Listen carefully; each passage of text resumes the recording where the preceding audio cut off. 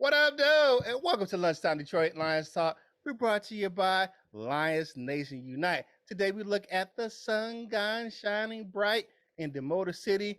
Get them buffs for the young man's future is bright. And then we're going to talk about the contract situation with Big V. Maybe he give us some money back, being charitable. I don't know. He may want to stick around. And we got to talk about the Lions adding more depth to the linebacking core. But before we get to all that, we got to bring in the crew. You know who he is, man. The ladies love him. He's the coolest man on the crew. L Cool Tones, what's up, my guy? And I'm wearing black today. So, Yeah. Your what up, girl though? is back. What's and good morning, Prowl Nation. And you know who he is, Mr. One Hitter Quitter himself. The man will knock you out with a punch. And on the mic is my dude, who? Coach Jones. Who's Coach Mike Jones? What's going on, Lion fans? Let's get this thing started. Right now. Let go. It's Detroit Lions talk, baby.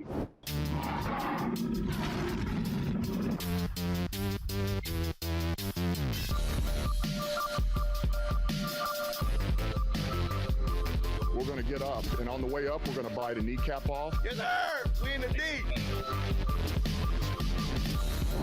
Welcome back to the show, everybody. We're going to start this What Up, Though Wednesday off with info from my man, Curt. All right, the sun god is shining bright in Motown. Hey, Detroit Lions fourth round rookie Amon-Ra St Brown has emerged as one of the top pass catchers in the league. Drafted out of USC, St. Brown was a highly touted wide receiver. That brother could run a route with the best of them, with good hands and a physical blocker in the front game. Amon-Ra had a rough start to the season, though, man. According to some, he had problems running routes because he wasn't running the right ones, and that's not out of character for that young fella. But was a great run blocker for the Lions running backs. Then something changed after the bye week. You know what it was? Man, Dan Campbell took over that play calling on the offensive side of the ball. With the help of tight end coach Ben Johnson, Campbell opened up that playbook in the passing game, and St. Brown numbers jumped to a record-breaking level. Over the past 4 games, he has 35 catches for 340 yards and 3 touchdowns. The Sun God has been nominated for Rookie of the Week because he got it again this week. 3 out of the last 4 weeks. I mean, the dude is putting in work. You know, he works on his craft daily. The dude got his own personal jug machines that he keep out in the garage. So, and his route running is back to his standards. If you look at the touchdown he had versus the Arizona Cardinals, man, that was a perfectly run route by St. Brown. St. Brown is turning into the steal of the draft that Brad Holmes thought he'd be. Because you remember that he was kind of, I told you, showed you, he's nudging Sheila Ford Hampton talking about this is the steal of the draft. The sun god is shining bright in the Motor City, man. Get them buffs out to watch this talented wide receiver to come in Detroit. He's going to be doing these things for years. He's also set the single season reception records for a rookie in Detroit, only behind Roy Williams and Calvin Johnson in reception yards by a rookie in Detroit. Man, the dude has produced 8 plus receptions in 4 straight games, joining OBJ as the only NFL rookie to do so since the merger or the Super Bowl era. St. Brown is shining bright in the Motor City. I think it's really due to them really open up the pass game, but there may be a few other factors in why he has taken off for the Detroit Lions. Y'all let me know what y'all think. LL, what you got on my man Amon-Ra St. Brown? Yeah, number one, shout out to the Sun guy for, finally getting a chance to produce because, I know how I call it. Wide receiver is the most dependent position on the football field. So you don't look very productive if you're not getting any targets. And he wasn't getting any targets. We mentioned it a bunch of times on this show that he, being used in the run game, which was effective though, not to say that, that wasn't necessarily a good thing. But as we've seen, progression in everything with targets and everything else, game plan probably, I don't know if it's been built around him, but he's definitely been included. His numbers and our offensive production has increased a little bit as well.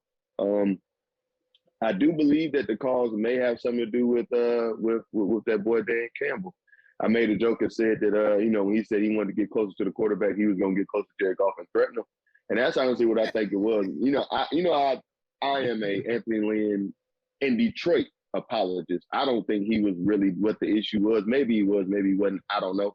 But however, whatever the shift was from him to Dan Campbell, and now that I guess Dan Campbell and with the assistance of Ben Johnson, you know, they've gotten some things figured out, and they figured out that Amon-Ra is a guy that you should throw the ball to. So shout out to everybody involved in finally letting this young man succeed here. Yeah, man, I think Amon-Ra's blossoming coincides with Jared Goff and his play of recent, because I believe once Goff found Amon-Ra and found that safety comfort blanket, Jared Goff has been up for Player of the Week twice. So, you know, I think that Amon-Ra becoming that go-to, that safety blanket guy, kind of like that Golden Tate, you know, to Matt Stafford kind of thing. And, he's helping Jared Goff settle down, because Amon-Ra is kind of made in the mold of kind of like Robert Woods, Cooper Kupp, kind of that undersized guy who will slash across the field, and and he quick guy and good hands, and that's the type of guy that Goff needs to succeed. So I believe that Amon-Ra, man, he's doing his thing. He's being that guy that we all thought he would be, and that Brad Holmes and Dan Campbell hyped him up to be, man. So I'm happy. I'm happy about it. Yeah. Just quick question. Robert Woods is from USC too, right? Or am I wrong?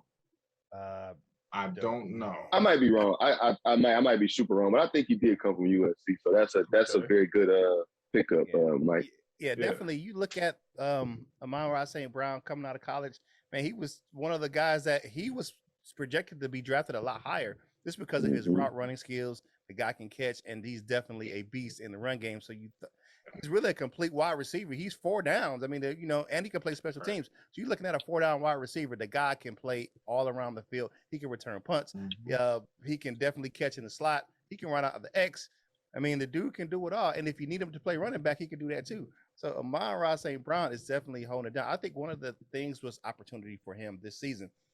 You had a lot of those top, bigger name wide receivers go down earlier this season.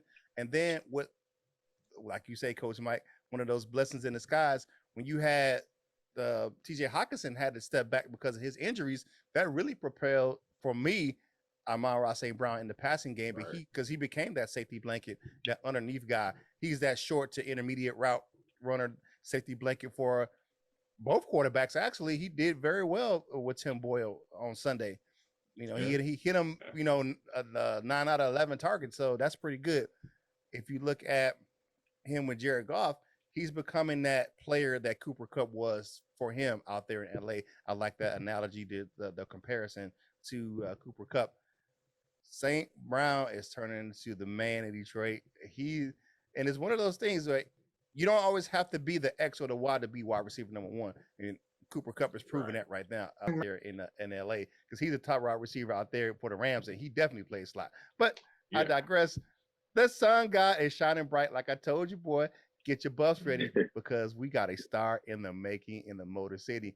Question of if you like the content, go ahead, like the video, share the video, comment on the video. We're on that march to 4K, baby. You know what you got to do. Get on the bus, Gus. Get on the train, Wayne. Get on this ride, Clyde, man, and be a part of the Prowl Nation family.